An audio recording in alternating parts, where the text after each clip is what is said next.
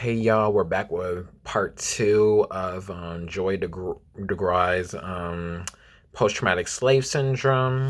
We're on the last two chapters, chapter 5 and chapter 6. So this is gonna be a very quick video. So we're gonna start off with chapter 5, which is titled "Slavery's Children." And then DeGruy starts off paying tribute to her father, and pretty much the endurance and perseverance and resilience that he and determination that he went through, being a black parent and working at a predominantly white workforce, and then and pretty much praising him for not losing his dignity, not putting the stress that he came from work onto back into the house. So she pretty much makes sure he tries to give the children the care and the love that they deserve. So she paid tribute to him. So, but she realized she as she grew up, she like really like appreciated him for not trying to put trauma onto not putting any trying to put any childhood trauma to them, and give them the information and care that they needed at the time, considering it was Jim Crow, because he was around during Jim Crow. Think about the violence that he had to face during that era. So the guy tried to uh, try to talk about how, when it comes to like studies of like racial disparities and all of them, how it's disproportionate for black people, especially when it came to diabetes, heart disease, infant mortality, HIV and AIDS, pneumonia, and substance abuse. And then she pretty much went into like the details on like why everything is the way they is. Like, black people didn't have the access to adequate and more sufficient foods, proper healthcare treatment, um, um, neglection from the government assistance and stuff like that, and how that pretty much can contribute to how, if you're not valued, you'll internalize that sometimes. Like, it'll make you feel like you're not worthy of living on Earth. And she wants us to go into like how society creates all these influences and try to break us down, and what can we do to reclaim and dismantle these notions. So she was talking about how the media contributed to self-image. So like during the 80s, like when during the war on drugs, there was sensationalism when with black people being the ones that are criminalizing blackness. Like, they're the ones that are using crack and getting punished by the police. So it's like this personal responsibility on black people that are having troubles when it comes to their relationship with drugs and not going into a rehabilitative approach to it. And then these and then she was talking about when it comes to like a crime or something, how black communities have this collective, hopefully it's not a black person that is that did this. So it's like this community anxiety when it comes to like something, a crime. Like, if it's a black person that apparently that does damage to the black community, like, it gives this generalization that all black people are criminals and stuff like that. So it's and these type of reactions are happening because of what society puts on the messages specifically in media, like not even just in news outlets, but in movies and television shows. Like if you go to a crime show, who tends to be the criminal? Does it tends to be a black person or something like that?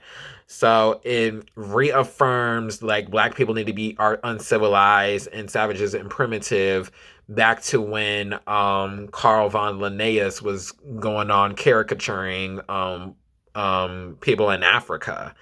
So all that is reaffirmed through intergenerational trauma, and especially in today with how the media um, treats black people.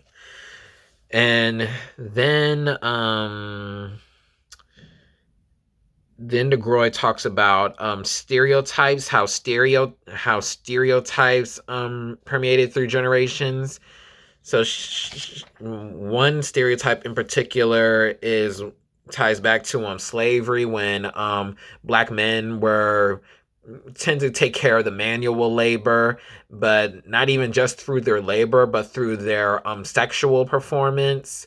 So there's this sexualization, hypersexualization of black men, especially like something like the Mandingo, like a black man with a high sexual prowess. And that image can be seen through today with like something like the pimp or a street hustler image, and how that pretty much gives the generalization of black men and when it got in policing their sexuality. And a lot of that is carried out in minstrel shows, especially in when white people put on blackface to give a performance on caricature blackness. And it's not even just white people. Explained in New Jim Crow's Michelle Alexander, she talked about the black people that participated in their performances, that darkened their skin and stuff like that. So, and what's interesting was that was like one of the first things when it comes to like performance art. That's like one of the first things that black people did when it comes to performances.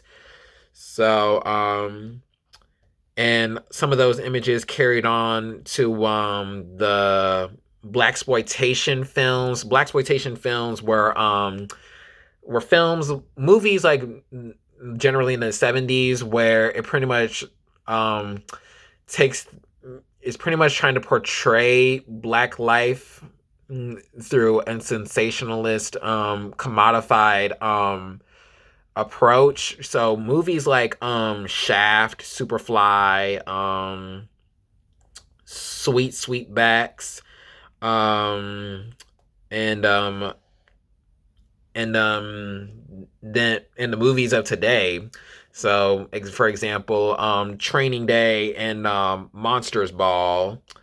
So, Training Day, Denzel Washington played a crooked cop. Even though I enjoyed Training Day, but that still like gave the image of like a black person with the intentions to do malicious things.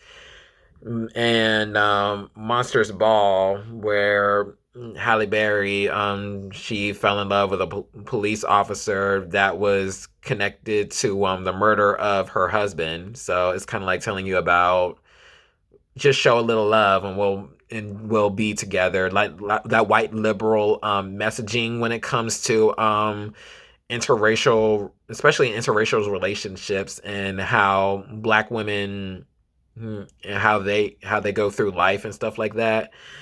And then what else? Yeah, I think that was it. Yeah, she was pretty much like how that those images pretty much tells about society's feelings towards black people and how we should be treated, and why we have these certain behaviors because we don't know any better and we're uncivilized and stuff like that. And then um DeGruy had this portion called Adaptations from Our Past. So she was pretty much talking about the dynamics that black people are going intercommunally, that traces back to slavery. So she was talking about black male female relationships, and Ashada Shakur touched on this about the how gender played into slave systems. So it was and so the black women that were enslaved, they tend to get raped and sexually violated, and the black men were they they they were put in a position where if they don't save the black slave women, that can put their life in jeopardy. So it so she even though she acknowledges how misogyny from black men is exist, but it's like how white supremacy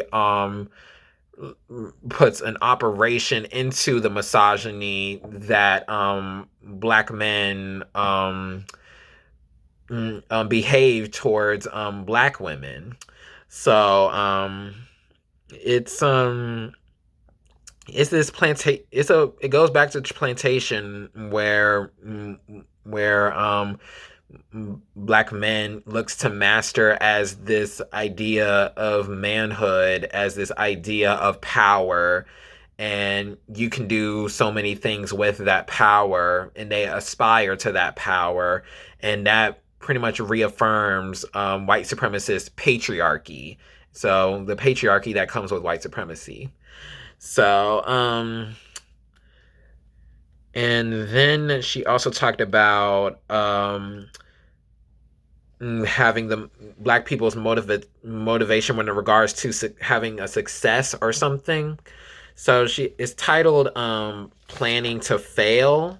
So she was talking about how she was mentoring this young DeGruy was mentoring this young girl ever since she was in elementary school, and by the time she was in high school, she she she like when you go to like something like high school, there's stuff like peer pressure, there's attitudes that you adopt from family. Like the girl her mom never went to college. Like I think she exists through teenage pregnancy, and then and then the and then the and that does something to the girl's self-esteem, because her mom didn't go to college and stuff like that, even though college shouldn't be a measurement of success. But that did a lot to the girl when it comes time to college, because when you go to college you tend to get higher employment and stuff like that, like those type of stuff.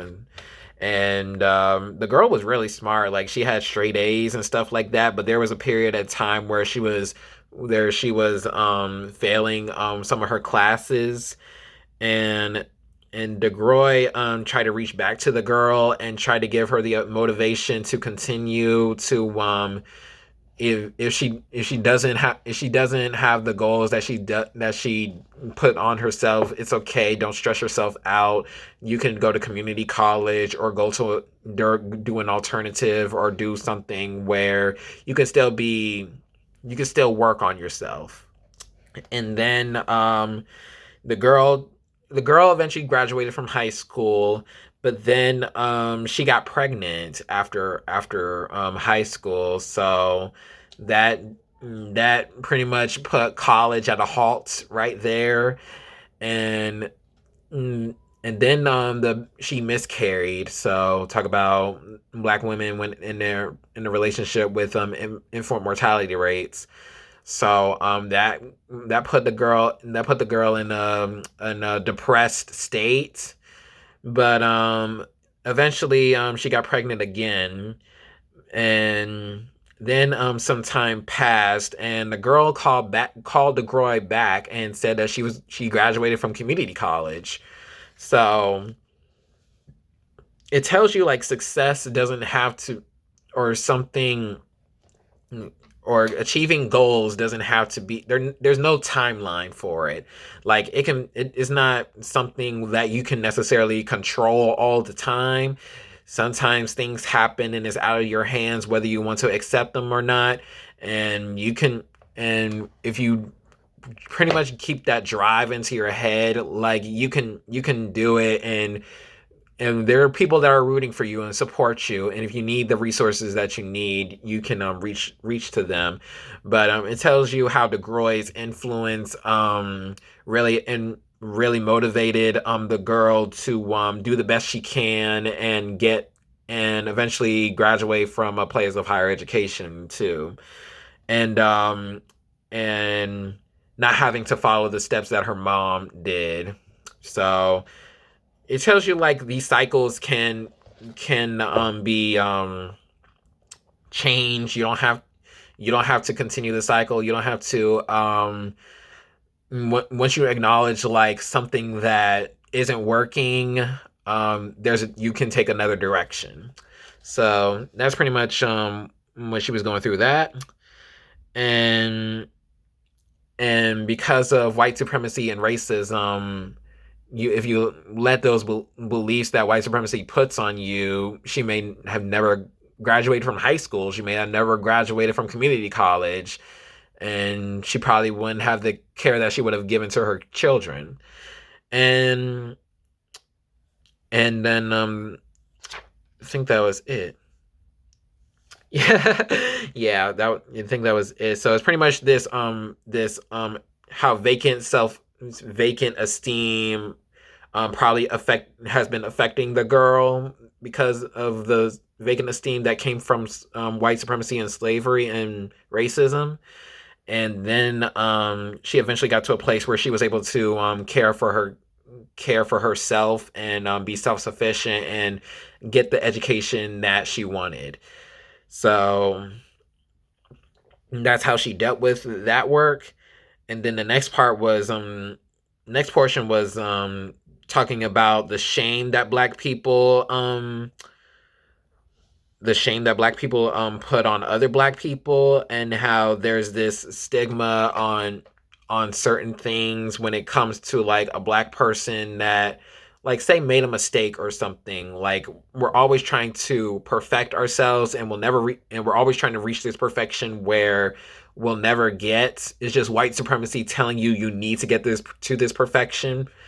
But such as a job or school or having or getting married or having children and having a legacy or something like that. Like all of those are just the Western ideals of success. Like success doesn't have to look like that. It can literally just you getting up from bed in the morning, cooking yourself breakfast, cooking yourself lunch and dinner, reading a book, learning things, talk to the people that are in your community, creating something, writing, journaling, or something like that. Like success doesn't have to be these things that have to be so significant. It can literally just you be existing in a society that always trying to bring you down. And then the next thing was this crabs in a barrel mentality. So it pretty much goes into like the social ladder and respectability politics that the black faces in high places tend to put on. Like it's pretty much like say Obama being president of the United States. Apparently racism is over just because he reached that position, when literally police violence in the prison system expanded during his administration, and expanded administrations that's after that. And imperialism was still going on during that administration. So anti-blackness, so these black faces in high places mentality is something that needs to be dismantled, and is not doing the masses and black community as a whole any better. It's not changing their material conditions. So that's pretty much what that story was talking about.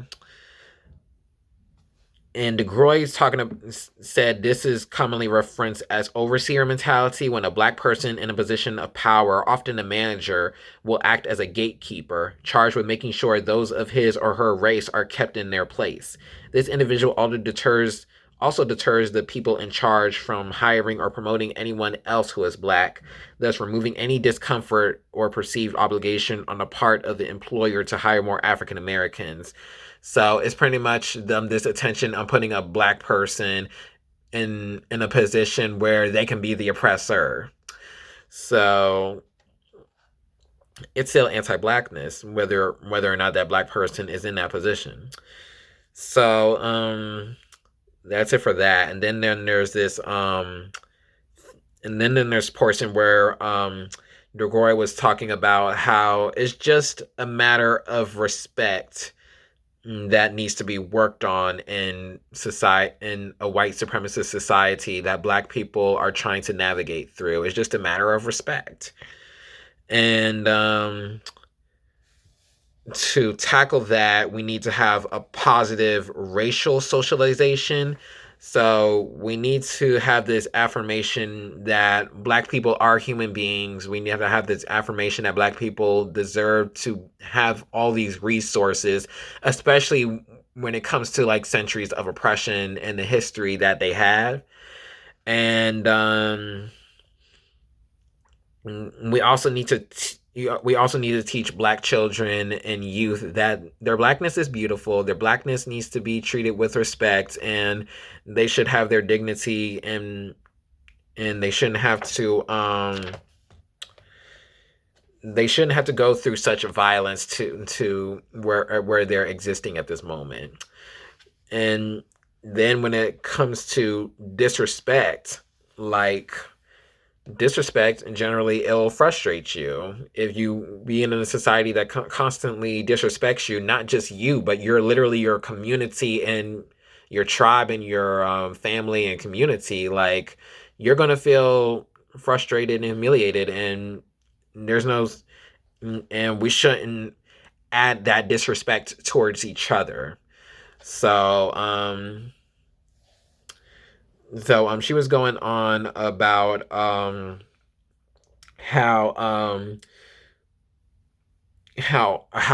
hierarchies were happening, like the slave owners usually referred to as massa, miss, or mister and stuff like that. But say, and in the black community, we have big mama, big daddy, sister, brother. So talk about how we give respect to those that we care and love and have higher respect than the people that are the oppressors. So it's pretty much role acknowledgement, like talking to how that person contributes to your life, and giving them that matter of respect does a lot to building a community and contributing to the development of people that are going through an oppressed system. And were there any quotes that I highlighted here? Nope. So yeah, she was talking about that. And then there's this segment where she was talking about dealing with disrespect. So when your manhood is under attack. So she was pretty much talking about black masculinity and how sensitive it is, like how violent hypermasculinity can be. And pretty much talking about the ways black men had to navigate through society when it comes to feeling like they have to justify their manhood through violence and aggression. And then she had this segment called "Brought Up to Be Brought Down," in which she was talking about an experience her son was having when he was when he was going on a trip to Detroit, I think when he was 19. And they live in Portland, Oregon, was a predominantly white community. So he he tends to be like the only black child in classrooms and public settings. But when he got to Detroit, he felt such a community and such a self love with his blackness. He felt cared for, especially the co-workers he had when he was in Detroit. Like there was some of his co-workers help take care of him when it comes to like food and shelter and commuting to work. And he said he never felt such love by a community compared to where he was at in Portland, Oregon. So that was a testimony that he had. and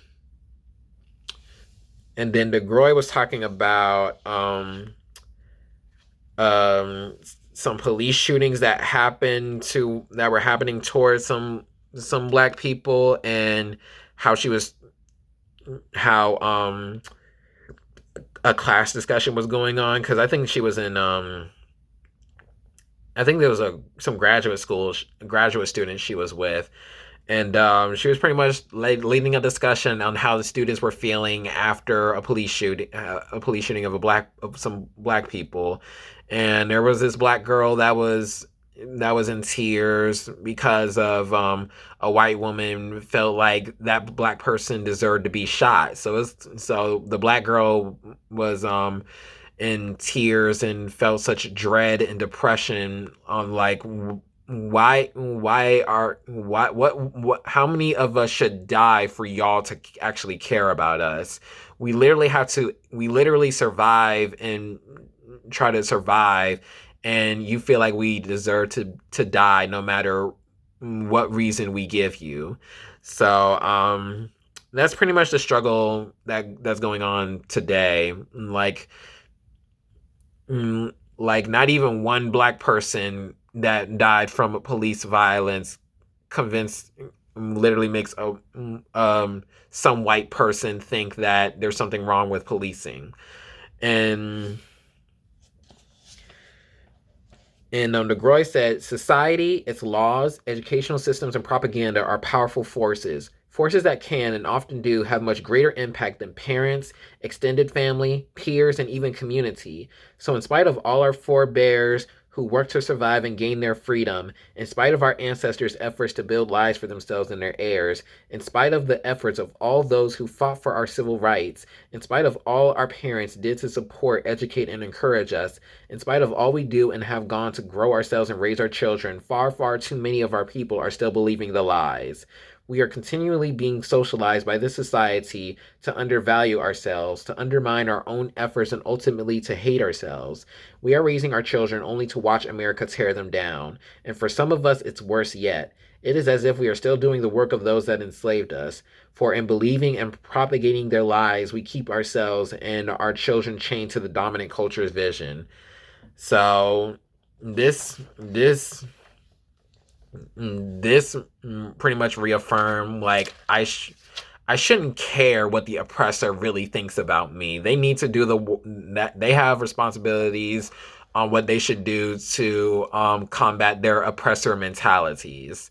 So it's not really up to me. Like there's literally libraries of information for them to learn to dismantle whiteness and white supremacy. So black people should is literally what I said in I think Lauren Michelle Jackson's White Negroes. Like you shouldn't spend your life trying to educate white people on anti-blackness. They're the ones that are making anti-blackness exist, and it's literally up to them to destroy. It's up to us to focus on what our liberation is. It's up to us to care for ourselves and each other. So that was it with chapter 5, and now we're on the last chapter, which is chapter 6, which is titled Healing. So that she started. So DeGruy started off this chapter when going back into her trip to South Africa, She was talking about how some of the black Africans told her "Welcome home," and that resonated with her so much. It brought her to tears. Like they know, like the thing about the history of black people being taken from their native land, not knowing, being having some of their cultural ties taken away from them, and going coming back, and that feeling of reconnection, that feeling of being back home, it resonated with her so much, it brought her to tears, and it was very compelling for her, and she really appreciated that moment where it doesn't seem like she didn't get to so much of that when she was in the United States, where she was born. But when you go back to your roots in a place where you could have been, where, like, a society where oppression didn't exist, like apartheid happened, but a place where you would have been if white supremacy and slavery never existed. So it made her imagine, like, the liberation that she deserved. So it was very touching. And then she talked about the importance of black people knowing their histories, knowing their cultures, and knowing how much generations persevered through slavery, Jim Crow, and all these other systems of oppression that put black people in these positions and have to deal with these harsh conditions. So it made her it made her have a drive to fight for justice. So it made her think about trying. It gave her the motivation to give something to live for a future where future generations don't have to deal with the suffering that she dealt with, and the suffering that her ancestors and generations of people that were enslaved had to deal with. And when it comes to healing from injuries past, she came up with some solutions to deal with post-traumatic slave syndrome. She said one of the things, you have to build self-esteem. You pretty much have to affirm in your blackness, not let society determine your value. You have to value yourself. You have to love yourself. You have to affirm yourself and care for those that also deal with the same experiences as you. Have a community.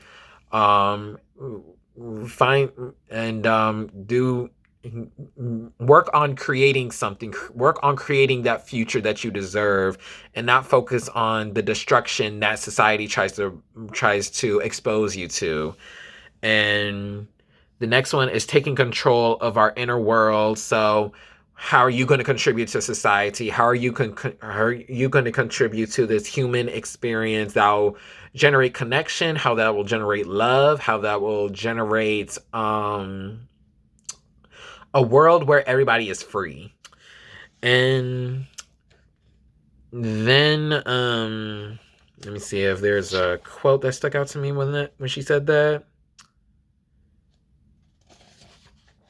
Yeah, pretty much value yourself, especially when you're doing something as intense as labor.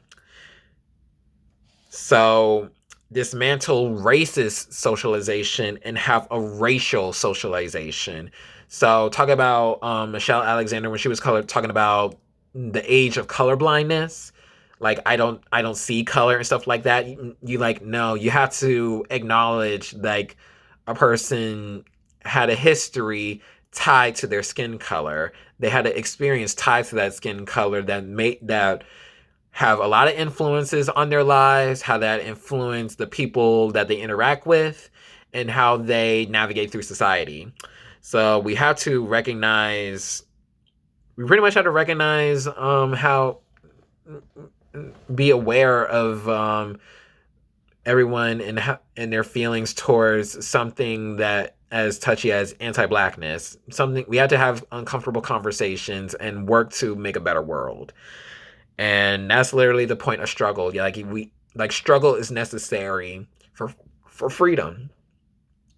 And then let me see, is there, yeah, she said, racial socialization is a process whereby we come to know our strengths, understand the world in which we live, and position ourselves to thrive. So that can look like through our education system. That can look through how do we care for our elders. That can look how do we have institutions that care for people, not for profit. So even though she didn't like have an analysis on capitalism or anything, but pretty much something like that would give the world that DeGruy would be should is addressing. And then the next one is telling the truth about the world. So be honest about anti-blackness even to your children. Like, they're living in an anti-black world. They're living in a world that wants to exploit them. So you have to be honest. You have to be smart about the world around you and how people are the way they are, and it's important to have speak truth to power. So that's pretty much what she was talking about. And it does a lot to your self-esteem. She was talking about, for example, say a black child is trying to read, and they learn the word such as intelligent, and we all know intelligent means smart, but a newspaper says no intelligent black men found here. So talking about whatever intelligence is, so intelligence is just something that was politicized, and if a child reads that in a newspaper, it does a lot to their mental capabilities, and how they feel about themselves and how they feel about black people in general. So it's important for black parents to and black caregivers of black children to give them that knowledge and give them that wisdom that they need to survive. And then the next one is called modeling. So it's important to model behavior that centers care and love. And you can go into bell hooks all about love. Like, it's important to see something, because if you see something, you know it's possible. And if you know it's possible, you'll do something to work to make that thing exist. And if that exists, you deserve some applause. You deserve to be valued, and you deserve um, to be respected. And then the next one was talking about telling our story. So be honest about Black history. It's important. Like, I know it's Black History Month. That's why I like the fact that I'm ending Black History Month with this book, because it pretty much tells you how much we need to work to know about ourselves, how much we need to know to get into unsanitize the history and be raw and transparent about it. Like, literally talk about how violent slavery was, Jim Crow, and all these strategies that anti-blackness has been existing. And then and make that have a drive to build that world where everybody is free and liberated. And then I think that was it. Let me see if there's a quote that stuck out to me. Yeah, she said, our children are not aware of how and who endured what in order for them to exist today. They have little knowledge of the struggles and suffering experienced by their forebears. Far too many black youth do not feel compelled to serve or give back in any way, even to the parents that have cared for them. They are historyless and ungrateful because they have been spared the details of their family's story. They move through the world lost from themselves. Randall Robinson has said that the worst thing that you could have take from a people is their memory of themselves. So you literally have to interrogate where you came from, like how like be like look into the nitty gritty on your existence and where you came from. Like Sankofa, go back to where you came from. Go back to where you come from.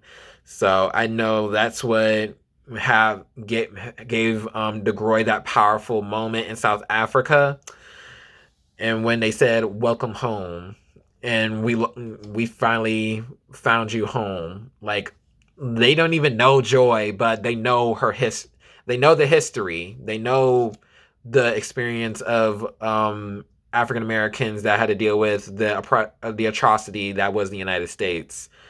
And then going into the next session, which is titled "Moving Ahead: Building Upon Our Strengths." So she's pretty much talking about what can help us get to freedom. And DeGruy was talking about how important faith and religion has been. So going back into James Cone's Black Theology and Black Power, how important religion was in the abolition movement and the civil rights movement and liberation work. And the spirit, and then she was talking about the spirit of community, so the importance of being there for one another, to have relationships, and valuing each other for the sake of our survival. And then the next one was establishing strong leadership. So I feel like she could have gone a little a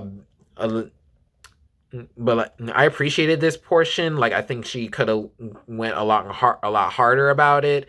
Like Ella Baker's participatory democracy model, in which everybody that participates in the movement, they find a leadership within themselves and not relying on the leadership of a single or a few individuals. Like it's okay to have like these few individuals, but say if those individuals get murdered, like what happened to Malcolm X and Martin Luther King Jr., like someone has to carry on the legacy and still fight for the principles that they were fighting to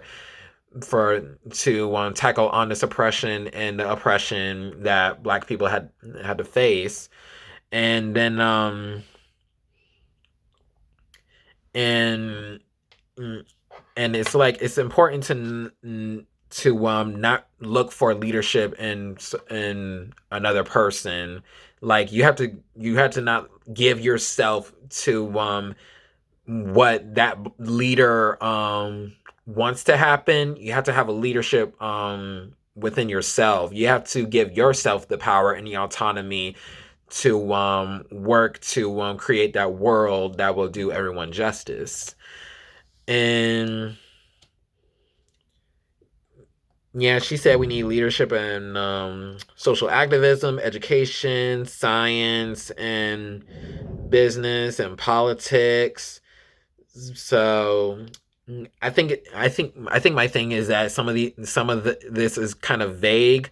I think we need to, like, Black people are not monolithic. Like, so there's not all skin folk or kinfolk. There are Black people that want to go into these leadership positions for their benefit, for exploitative and self narcissistic reasons.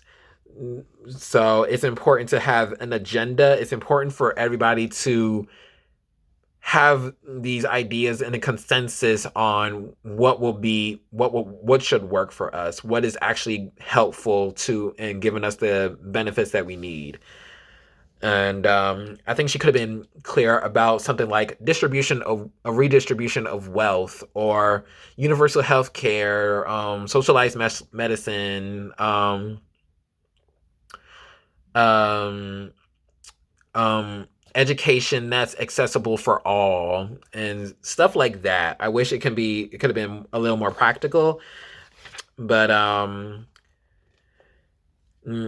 but that's like my only thing with that. And like there's a focus on like Black owned businesses, but it's like also like it's important for Black people to just simply exist. That's what has to happen. And the last section is titled Looking in the Mirror.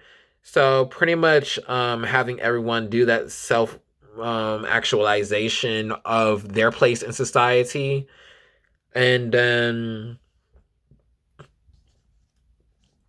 do some grassroots work, and do the work within themselves to tackle post-traumatic slave syndrome and how it needs to be dismantled, and have us envision a world on what do we deal with that after oppression and violence and anti-black violence is come to an end. So that's it for post-traumatic slave syndrome.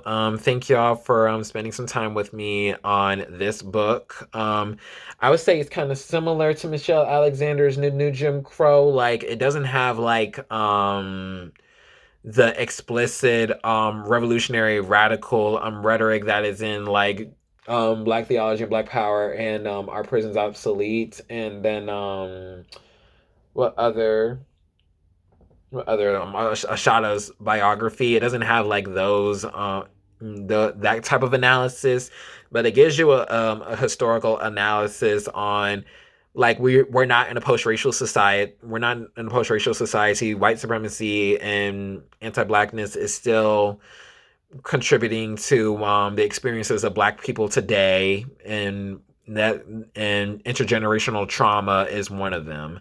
So yeah, like it's something that every black person is going through, and it is up to them to how to deal with that, because we live in an anti-black world and we're getting trauma from that as we speak, and we have to develop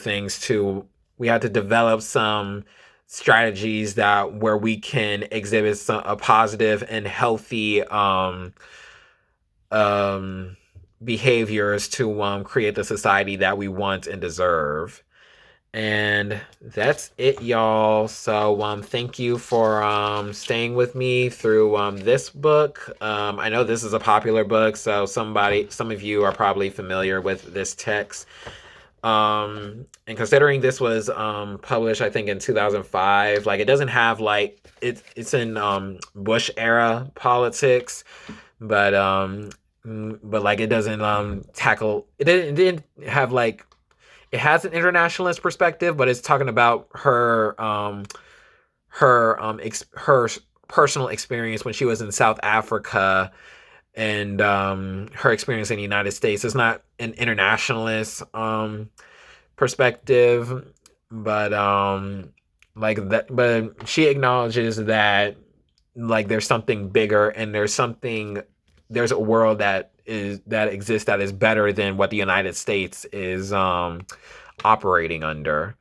So yeah, thank y'all. Follow my reading list at Raisin Souls, and my personal Instagram at Intellectual Albert. It'll be on the description box below, and stay tuned for another book. And happy African Liberation Month. This is the end of African Liberation Month, and what some of y'all call Black History Month. But I recommend this book. Even it's pretty informative. I learned some things from this, and I hope y'all take the time to read it. I highly suggest it. I suggest all the books that I read, but yeah, I'll see y'all soon, and take care. Okay.